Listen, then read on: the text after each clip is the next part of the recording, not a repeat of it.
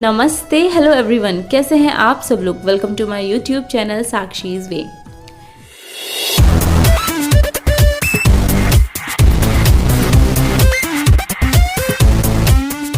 तो आज है दिवाली और आप सभी लोगों को दीपावली की हार्दिक शुभकामनाएं। तो हम आज बात करने वाले हैं कि दीपावली पर्व क्यों मनाया जाता है और इस दिन हम लक्ष्मी गणेश की पूजा क्यों करते हैं। तो आइए जानते हैं।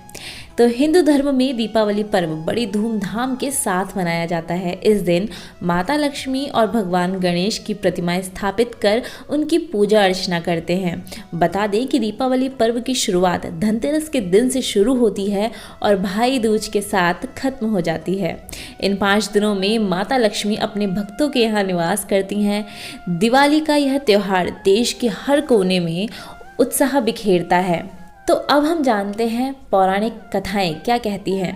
तो पहली कथा इस प्रकार है। दिवाली सबसे पहले सतयुग में शुरू हुई थी। आखिर कैसे? तो हिंदू मान्यता के अनुसार दिवाली का त्योहार माता लक्ष्मी जी के जन्मोत्सव की खुशी में मनाया जाता है।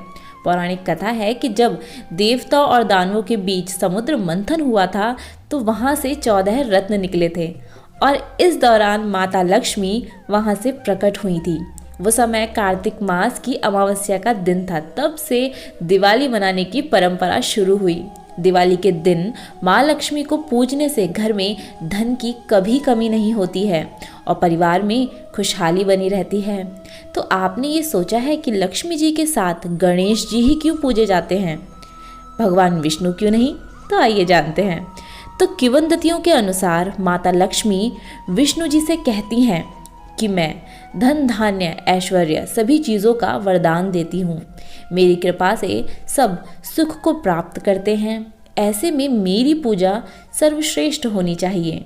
तो विष्णु जी ने माता लक्ष्मी के अहंकार को पहचान लिया और इसे तोड़ने का फैसला किया। तो विष्णु जी ने माँ लक्ष्मी से कहा कि आप भले ही सुख समृद्धि प्रदान करती हैं, लेकिन किसी भी स्त्री को मातृत्व का सुख ना मिलने से उसका नारीत्व अपूर्ण रह जाता है और इसीलिए आपकी पूजा सर्वश्रेष्ठ नहीं मानी जा सकती। यह बात सुनकर माँ लक्ष्मी बहुत दुखी हुई और निराश हो गई। फिर वह माता पार्वती को अपनी व्यथा सुनाती है।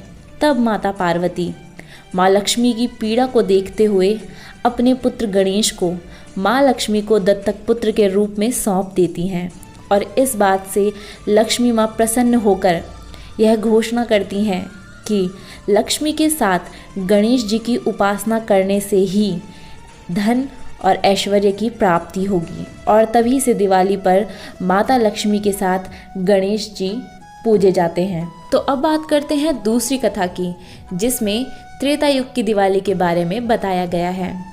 त्रेता युग भगवान श्री राम के नाम से अधिक जाना जाता है और दिवाली से जुड़ी सबसे लोकप्रिय रामायण की कहानी है। जब 14 वर्ष के वनवास के बाद और रावण को हराने के बाद भगवान श्री राम अयोध्या वापस लौटे थे।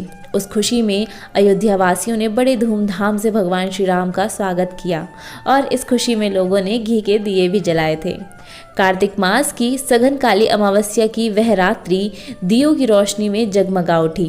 तब से भारतीय प्रतिवर्ष यह प्रकाश पर्व हर्ष व उल्लास के साथ मनाते हैं। स्कंद पुराण में दीपक यानी दिया सूर्य के हिस्से का प्रतिनिधित्व करने वाला माना गया है। सूर्य जो जीवन के लिए प्रकाश व ऊर्जा का लौकिक दाता है। तो ये थी दीपावली की कथा। आप लोग मुझे कमेंट करके ज़रूर बताइएगा कि आपको ये वीडियो कैसी लगी। अगर पसंद आई हो तो लाइक शेयर करना मत भूलिएगा, चैनल को सब्सक्राइब कीजिएगा और मुझे ये भी बताइएगा कि आप लोगों की दिवाली कैसी रही। तो एक बार फिर से आप सभी लोगों को हैप्पी दिवाली। मिलते हैं नेक्स्ट वीडियो में। धन्यवाद।